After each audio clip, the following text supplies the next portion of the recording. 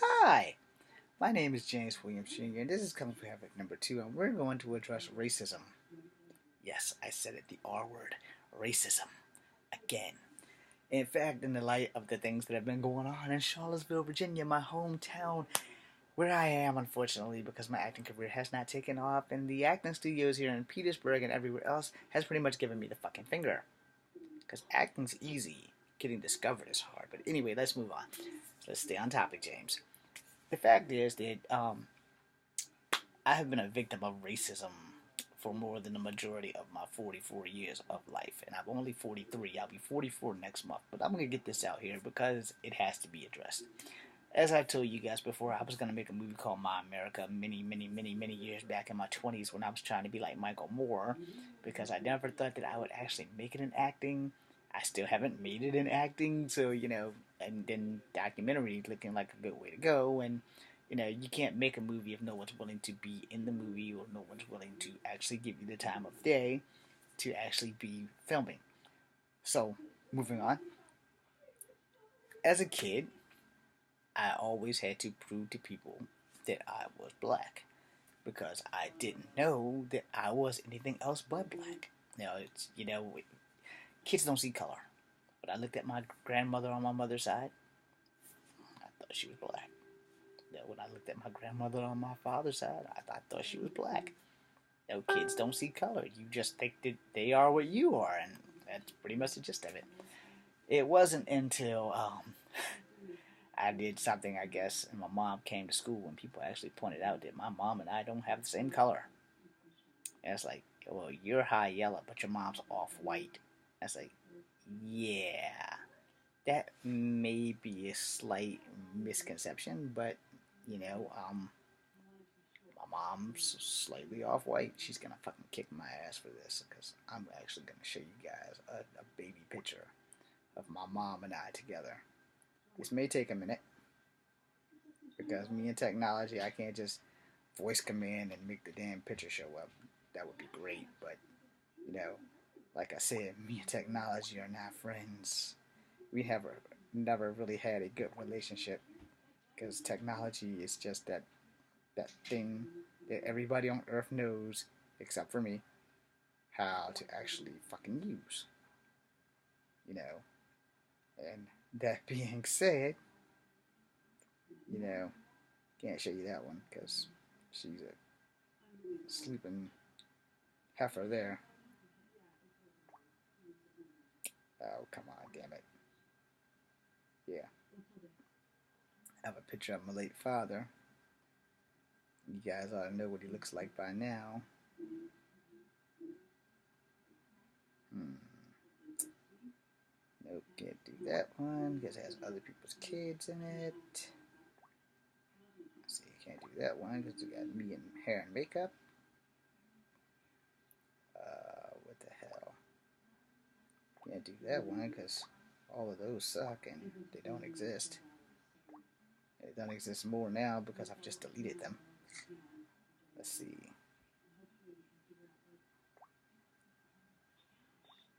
Nope, don't know who she is. She's pretty. Boy. Sometimes you have to, like, fight for shit.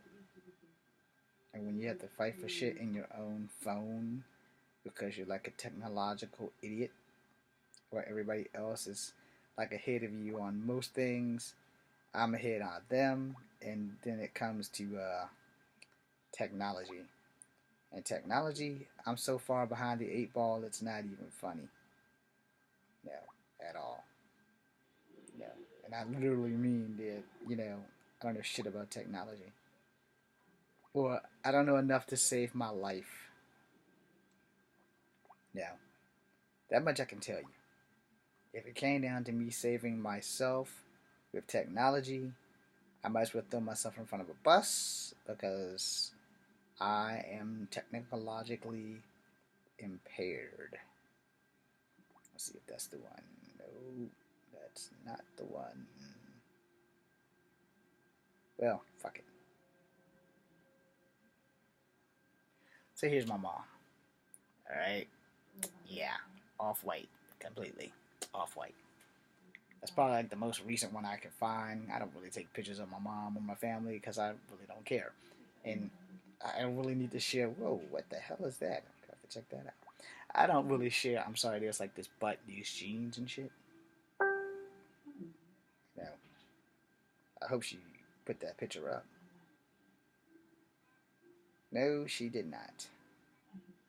But that is a hell of a picture from some Abigail, Annabelle, some really pretty Asian chick. Anyway, moving on. So up until my mom like came to school, I never knew I wasn't all the way black. You know, I just had curly hair. I didn't see too many other black people with curly hair. I assumed I just got lucky. So I still have curly hair. It's hard as hell putting this crap in a ponytail. You see all the frizzes and stuff sticking out. But anyway, so up until I think I got into like the 5th grade, I have had to prove to everybody that I wasn't black. Then I got a new challenge from Miss Conrad, and then I had to prove to everybody that I wasn't Native American. And then I got the culture shock of all time. We're actually part Native American. My grandmother on my mother's side, my grandmother on my father's side are both Cherokee Indian. Now, my grandmother on my father's side, I know for a fact her mother was full blood from the Pow White. It's a motherfucking reservation close to Richmond. Alright? Now, as far as her daughter, I believe she's Native American because I never met my great grandmother's husband, if she even had a husband. Anyway, I met all of her children. You know, my Aunt Carrie, my Grandma Bay. I didn't meet my Uncle John, but I knew Grandma Bay had a brother and a sister or two. Because my Aunt Phyllis, she passed away many, many years ago back, and she was in Philadelphia. So I don't know how the hell that worked out. But anyway, I have a lot of Native American blood within my blood system. Then we have black and we have white. Now, when I go to apply for a job and I mark down black because you don't lie on your application, they often look at me and ask me if I'm sure. And I say yes. It's like, you don't look black. It's like, well, I'm not Mexican. It's like, well, we weren't going to go Mexican. I said, well, I'm not Chinese. Well, you look like you might have some Chinese in you. Boom! Well, guess what? Native Americans are Asian.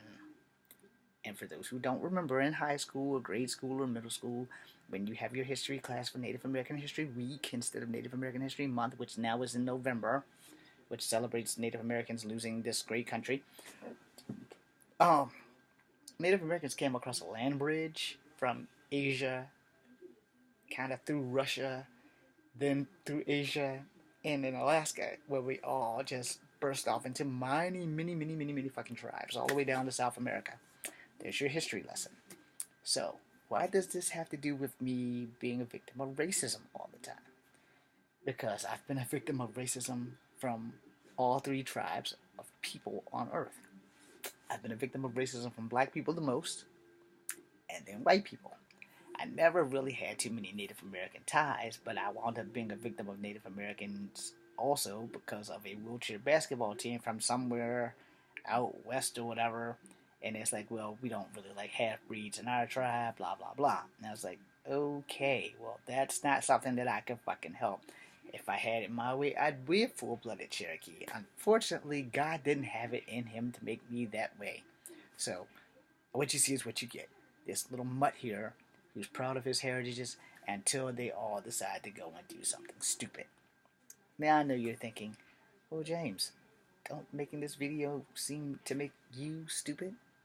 Yes, it does. To those who that's fine. That's your opinion. Now let me explain to you my life. When I was a kid in grade school, there was a race war between blacks and whites. They didn't want me involved on either side because they didn't know what the fuck I was. Me thinking that I was black thought I would have more of a challenge not being in the black side, that they would just welcome me with open arms, though they assumed that I would be a traitor because I'm half white. And the white people, well, they just didn't want me because, let's face it, I'm not white. So, racism in grade school? Yes. Bullying in grade school? Yes. And most of it was due to the fact that no one knew what the fuck I was. Alright? My mom came to school when I punched a girl in the mouth in the 3rd grade, busted her lip. Now, why did I call her out? now at 40 something. I'm not gonna mention her name, and I am sorry. She had a raspy voice. She was a girl all the way though, and she called me a nigger. And that was just something that I had learned at home, that wasn't supposed to be something that you're supposed to let stand. Unfortunately, as a martial artist, because I knew martial arts by this time, I should have walked away. But before I could, my reflexes kicked in and I punched her in the mouth. And I regret doing it every day. I don't hit girls. It's not something that I support. Even when they come out their mouth wrong, it's not something that I support at all. And I am gratefully ashamed of it. And wherever she is, I am sorry. You don't have to accept it, and that's fine. I shouldn't have done it, and you shouldn't have called me a nigger. Problem solved. Now, I've been called half-breed a couple of times in school. That shit pisses me off.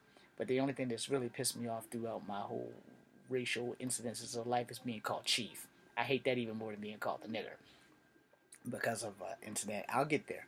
Well, anyway, so as I got into the fifth grade and found out I was part Native American, it started making sense. I was like, okay, that makes sense why Ada, my grandmother, was always talking about how much she strongly had a disdain for our ancestors not sinking the boats and how we would still have the country. And I was like, what the fuck is she talking about? You know, when you're a kid, you don't catch a lot of racial shit because kids go to school. We all look the same to each other, you know. But when you get home and you learn shit, it's when shit goes caca. I'm getting a text. I will have to make a second part to this video. Thank you.